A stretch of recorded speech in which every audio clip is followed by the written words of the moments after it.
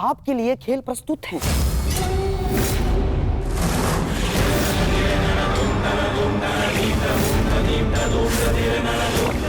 सुंदर युधिष्ठिर, अब मेरी बारी है।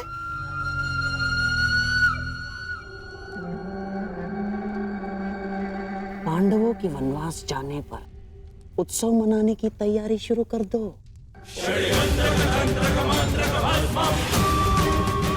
पांडवों की हार निश्चित है।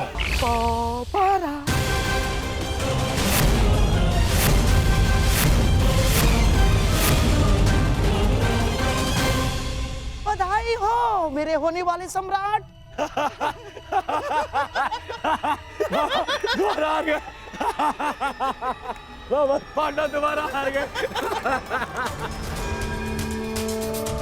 सम्राट युधिष्ठिर, पांचाली को दासी बनने से तो तुमने बचा लिया, परंतु स्वयं को वनवासी होने से नहीं बचा पाए। वन में जाने को प्रस्तुत हो जाओ महान पांडु पुत्रों। और हाँ, स्मरण रखना, इस पूरे अवधि में ना ही तुम किसी से संधि करोगे और ना ही किसी मित्र राज्य में रहोगे। और हाँ, यदि 1 वर्ष के अज्ञातवास में पकड़े गए या पहचान लिए गए तो फिर से दोहराया जाएगा। दुर्योधन, ऐसा प्रतीत होता है कि इनका जीवन वन में ही कटना लिखा है। अब तुम ही बताओ, जन्म वन में लिया, विवाह वन में किया, और अब काल का सामना भी कदाचित वन में ही करोगे।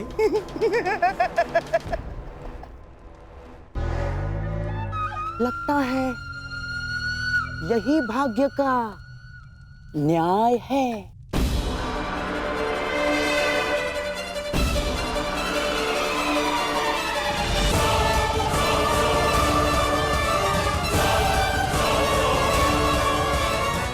काल का सामना आप करेंगे मामा श्री, क्योंकि इस अन्याय का प्रतिशोध हम लेंगे, न्याय लेंगे हम।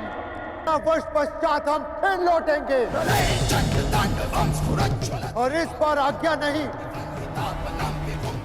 हम अपना अधिकार लेंगे।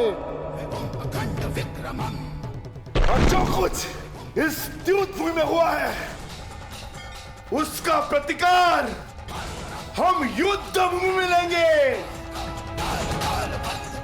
मैं प्रतिज्ञा लेता हूं कि पांचाली के अपमान पर अट्टहास करने वाले इन 100 कौरवों को मैं अपने इन हाथों से यमलोक भेज दूंगा।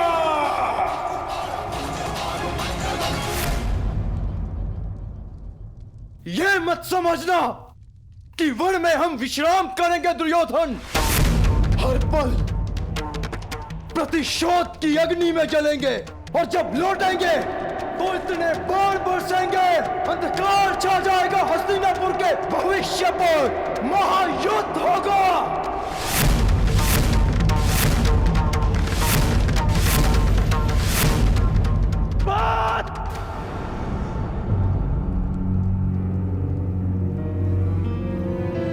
बात का प्रतिशोध अर्जुन, आज द्रौपदी का सम्मान भंग हुआ तो उसका कारण दुर्योधन के प्रतिशोध से अधिक युधिष्ठिर का लालच था। और अब वनवास भी तुमने स्वयं पाया। मैं ये नहीं कहता इस सभा में जो हुआ वो उचित था, दुर्योधन ने जो किया वो धर्म था। तुमने भी अधर्म किया। तुम्हारे साथ जो हुआ उसका कारण तुम्हारा मिथ्या धर्म है, तुम्हारा लालच है। तुम्हें लगा कि एक बार और युद्ध खेलकर कौरवों को सदा के लिए वन में भेज दोगे। तुम्हें लगा कि यही अवसर है, खेल लो। परंतु अवसरवादी वीर नहीं होते। वीर वो होते हैं जो हर क्षण को अवसर बना दें। यदि आज तुम ये दूसरा दांव ना खेलकर युद्ध करते तो सौगंध अपने गुरु परशुराम की कि अपने आत्मग्लानि के निराकरण के लिए मैं स्वयं अपना कवच निकालकर तुम्हारे चरणों में रख देता और तुमसे कहता कि मेरा सर धड़ से अलग कर दो, परंतु तुम सब कायर हो। तुमने युद्ध चुना, युद्ध नहीं। द्रौपदी का मान भंग करने के उत्तरदायी तुम पांचों भाई हो। जब देखो नियम और धर्म का बखान करने वाले। जानते भी हो कि नियम और धर्म क्या है? नियम और धर्म वो होते हैं जो समाज और मनुष्य के कल्याण के लिए होते हैं, और जो नियम और धर्म विनाश ले आए वो अधर्म है। और इस बार ये अधर्म तुम सब ने किया है। धर्म और अधर्म का निर्णय इस सभा में नहीं होगा कर्ण। बीतने दो 13 वर्ष, उसके पश्चात होगा यह निर्णय। उन 13 वर्षों के पश्चात कर्ण युद्ध भूमि में तुम्हें सबसे आगे खड़ा मिलेगा। तुम भाई जिसे धर्म युद्ध कहते हो, मैं उसे तुम जैसे धर्म को ना समझने वालों के विरुद्ध महायुद्ध कहता हूं। ये युद्ध प्रतिशोध के लिए नहीं होगा, ये धर्म युद्ध होगा।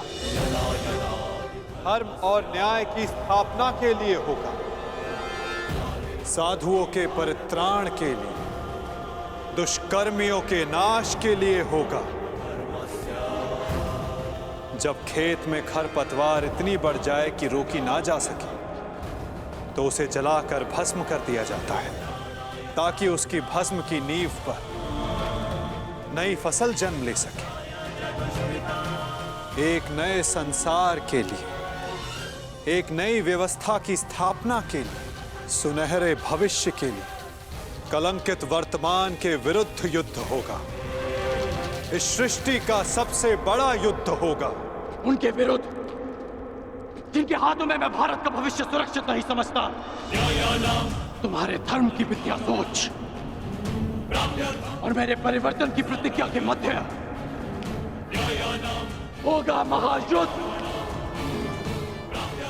होगा महाभारत। ऐसा युद्ध जो ना पहले कभी हुआ है, ना इसके पश्चात होगा। होगा महाभारत।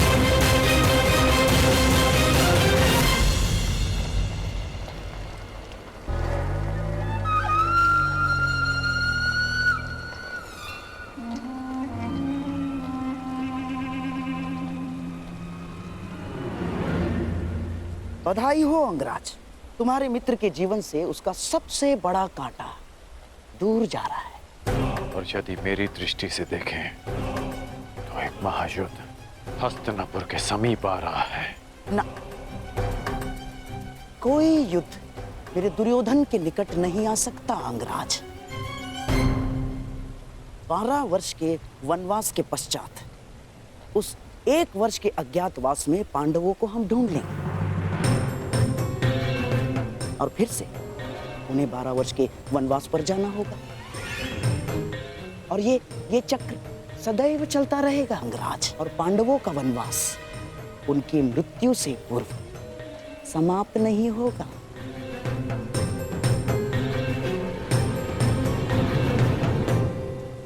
और यदि समाप्त हो गया तो द्यूत नहीं, युद्ध होगा, जहां आपके पासे भी काम नहीं आएंगे गांधार राज। पासे काम आए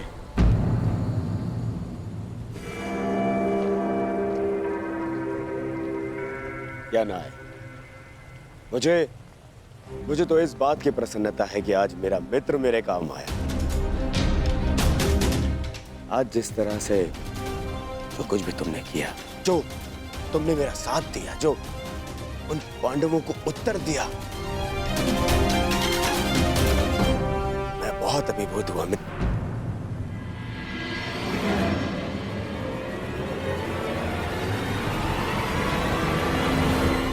आज का दिन बहुत लंबा था युवराज,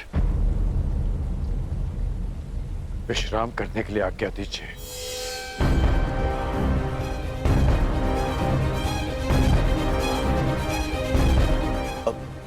मित्र,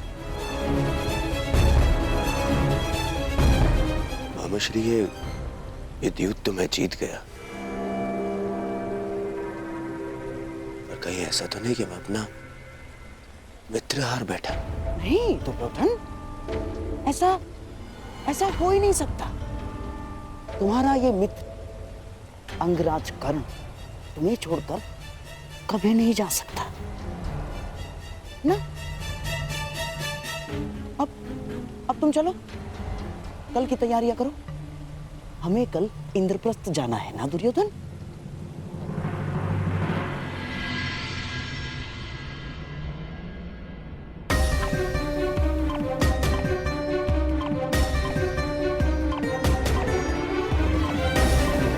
ये भूमि पर जलने के चिन्ह कैसे हैं? ये पांचाली के चरणों के चिन्ह, उसके मन की अग्नि उसके तन को जला रही है।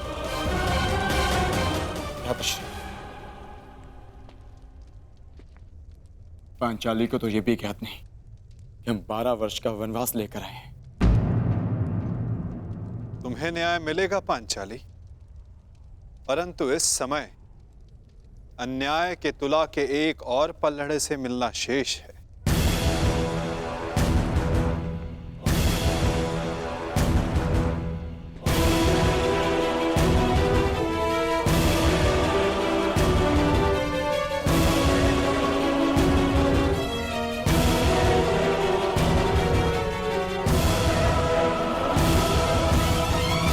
आओ महान वीरों, प्रणिपात स्वीकार करो। फहरा आए अपने धर्म की ध्वजा धर्मराज, दिखा दिया अपने गदा का बल विकोदर, अपने बाणों की पैनेपन की सीमा देख आए अर्जुन।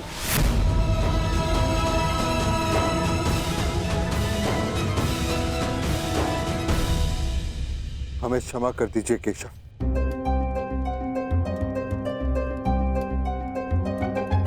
हमने जो कुछ किया धर्म से विवश होकर किया। कदाचित दुर्योधन का भी यही कहना होगा कि उसने जो कुछ भी किया धर्म के तले किया, परंतु धर्म क्या है, उसकी सीमा क्या है, क्या यह सब जानने का प्रयास आप सब में से किसी ने किया?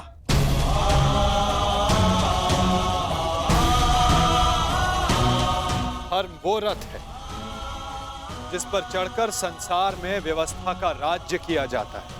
धर्म वो बाण नहीं जिसे हाथ में लेकर अधर्म को तांडव करने दिया जाए। अंधकार में रोशनी देने वाली मशाल यदि हाथ को जला दे तो उसे भी बुझा दिया जाता है।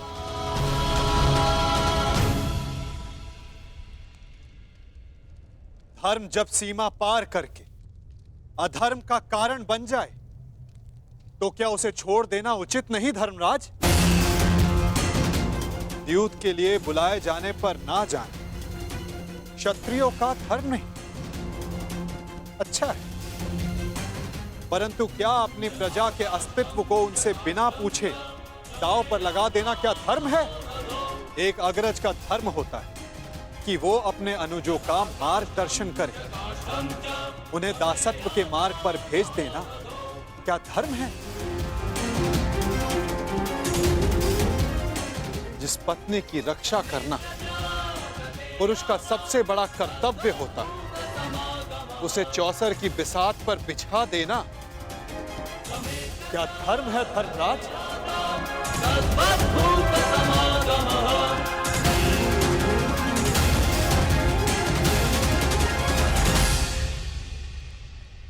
हम क्षमा चाहते हैं वासुदेव। मैं क्षमा नहीं करूंगा।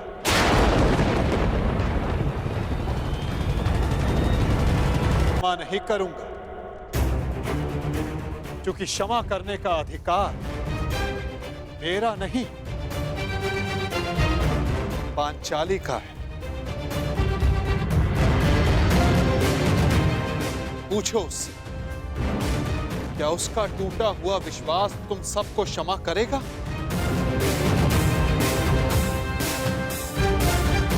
क्या उसके खुले हुए केस तुम्हें क्षमा करेंगे?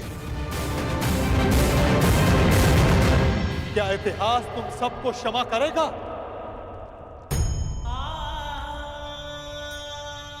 क्षमा तो हम स्वयं को भी नहीं कर सकते केशव।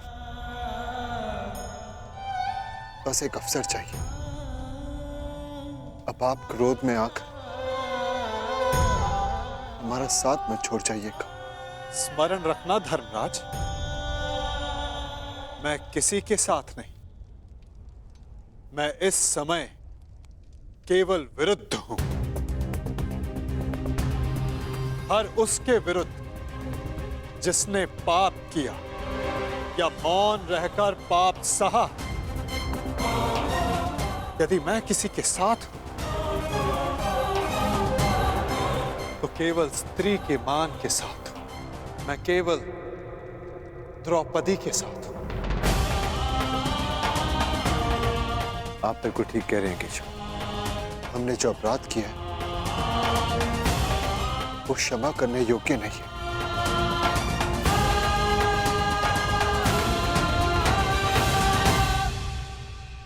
हमें क्षमा मत करना पांचाली।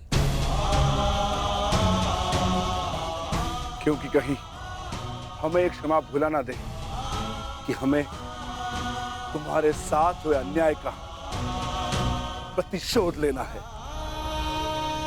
हमें हमारे अपराध का दंड नियति ने दे दिया पांचाली। हमने हमारी गृह लक्ष्मी का अपमान सहा और नियति ने हमें राज लक्ष्मी से वंचित करके वनवास दिलवा दिया।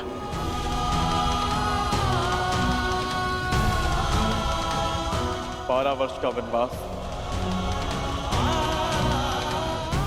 और 1 वर्ष का अज्ञातवास।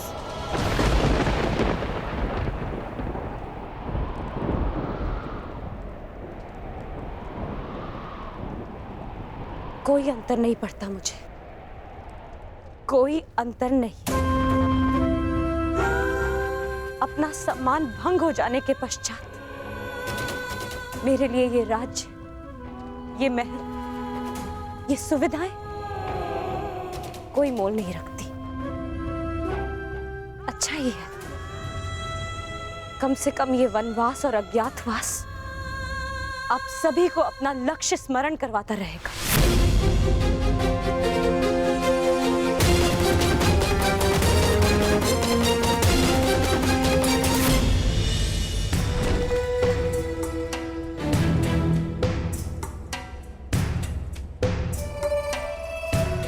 मित्र,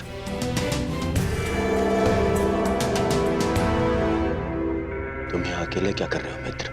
इस सुरक्षा चौकी की जांच कर रहा हूं युवराज। वर्षों से हस्तिनापुर पर आक्रमण करने का किसी ने साहस नहीं किया, परंतु अब आभास हो रहा है कि आक्रमण शीघ्र ही होने वाला है। तुम व्यर्थ चिंता कर रहे हो मित्र। 13 वर्ष बहुत लंबा समय होता है और उन पांडवों का तो वनवास कभी समाप्त नहीं होगा। परंतु फिर भी तुम्हें यह करना ही था तो किसी सेवक को बुला लेते, उससे करवा लेते। एक सेवक ही ये कार्य कर रहा है युवराज।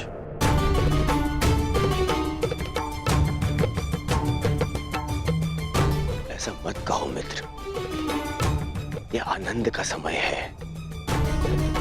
इंद्रप्रस्थ जीत लिया है मैंने। मेरे साथ इंद्रप्रस्थ चलकर मेरे आनंद में भागीदार बनो। जो पाप में भागीदार बन जाए वो केवल यंत्रणा में भागीदार बन सकता है, आनंद में नहीं युवराज। तुम मुझे बार बार युवराज क्यों कह रहे हो? मैं तुम्हारा मित्र हूं, तुम मेरे मित्र हो, मित्र कहो मुझे। भरी सभा में अपने मित्र उसकी मित्रता को लज्जित किया आपने। आपकी मित्रता उसी समय समाप्त हो गई जब आपने अपने मित्र के शस्त्र अपनी सेवा में ले लिए। आपके मित्र के बार बार कहने के पश्चात भी आपने एक स्त्री को लज्जित किया, उसे अपमानित किया। अब जो आपके सामने खड़ा है वो केवल आपका सेवक है। मेरा जीवन और मेरे शस्त्र सदा आपकी सेवा में रहेंगे। आदेश दीजिए युवराज कि आगे आपके इस दास को क्या करना है। बस करो। मेरे जीवन में तुम्हारी सबसे अधिक आवश्यकता है। आपकी हर आवश्यकता पूर्ण करना मेरा धर्म है युवराज, परंतु केवल एक सेवक बनकर, एक दास बनकर और मित्र समझकर मैं आपको कभी गले नहीं लगा पाऊंगा। यदि आप चाहते कि मैं आपके साथ इंद्रप्रस्थ चलूं तो मैं अवश्य चलूंगा युवराज, परंतु केवल एक सेवक बनकर चलूंगा।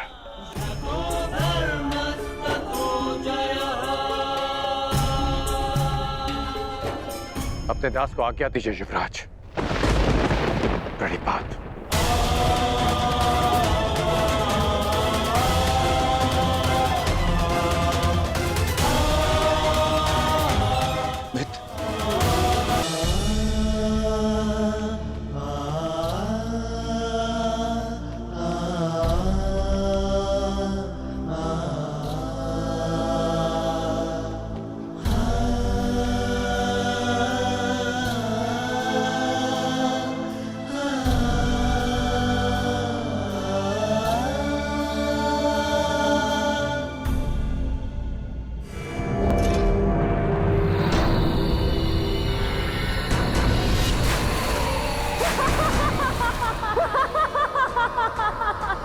अंधे का पुत्र अंधा।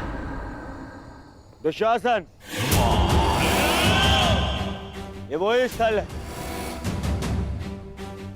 जहां मैं गिरा था। यही मेरे अपमान का ठास उड़ाया गया था।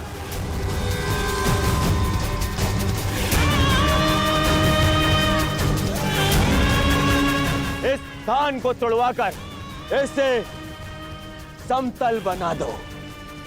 इस माया महल के हर एक भ्रम को भंग कर दो और यहाँ वो चिन्ह स्थापित करो जो संसार को यह बताता रहे किस प्रकार दुर्योधन ने अपने अपमान का प्रतिशोध लिया था।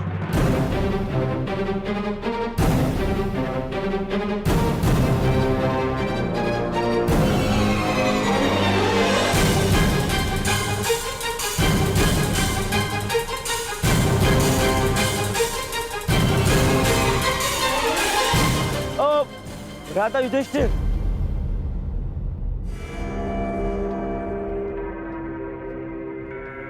अरे मेरे पांडव भाई जा रहे हैं, परंतु जब भाई दूर जा रहा हो तो दूसरा भाई उसे भेंट दे। ये रीति है ना मामा श्री? हाँ, हाँ। तो इन भाइयों के लिए इस भाई की ओर से एक छोटी सी भेंट।